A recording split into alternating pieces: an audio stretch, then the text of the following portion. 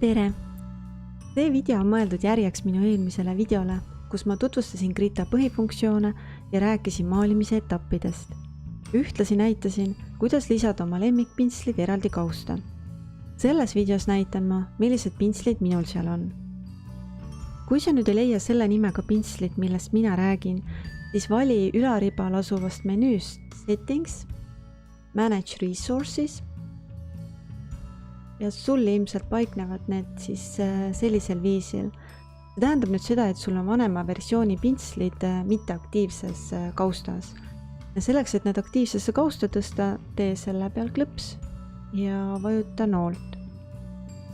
Nüüd on sul kõik pintslid, mis selle programmiga kaasas aktiivses kaustas ja seejärel vajuta OK. Esimene pintsel, mis mul lemmikute all on, kannab nime Airbrush Pressure. Teeb sellist hästi pehmet joont, mis on sobilik visandi tegemiseks.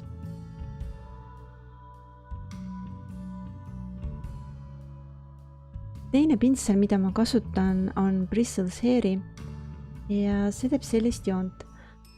Võrreldes eelmise pintsliga on selle kuju ebaühtlane ja seetõttu sobib ta hästi maalimiseks.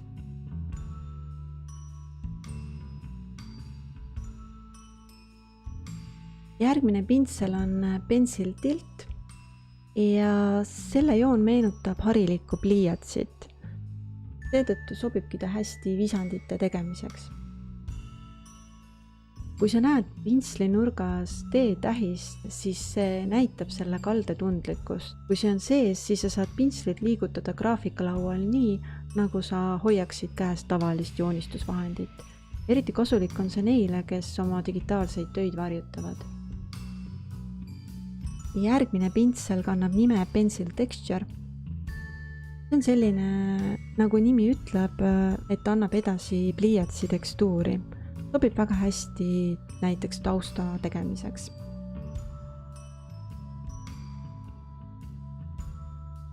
Siis on mul lemmikute all veel pintsel nimega Inkbrush numbriga 25. See teeb sellist joont.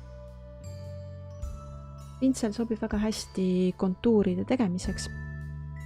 Selleks, et sul oleks parem kontrollida joone liikuvust, soovitan tool optioni ehk siis tööriista valiku alt panna brush smoothingule peale stabilisaator, mis aitab sul kontrollida seda joont veelgi. Soovitan muuta ka erinevaid väärtusi, kaugust ja viivitust.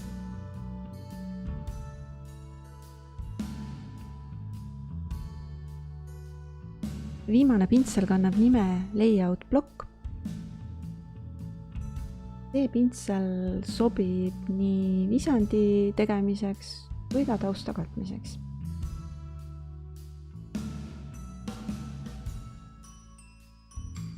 Nüüd mul ei jää rohkem midagi muud üle, kui soovida sulle head proovimist. Vaata järele, kas sulle samuti need pintslid meeldivad.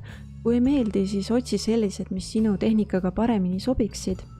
Lisa need endale eraldi kausta, siis sul on nad kohe käepärast, kui sul vaja läheb ja ühtlasi kiirendad nii oma tööprotsessi. Head maalimist!